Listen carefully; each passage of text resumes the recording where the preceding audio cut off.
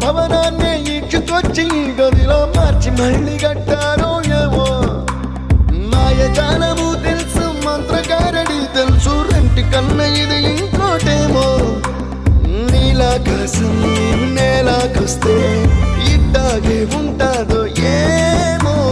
ఈ సంతోషం దాచాలంటే హృదయాలు ఓ వంద కావాలి